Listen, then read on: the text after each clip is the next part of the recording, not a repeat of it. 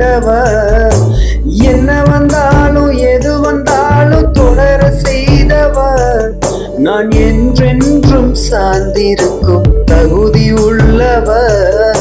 உம்மை நம்பிடுவே, உம்மை பின்தொடவே, இறுதி வரை உம்மை சேவிப்பே. உம்மை நம்பிடுவே, உம்மை பின்தொடவே, இறுதி வரை உம்மை சேவிப்பே.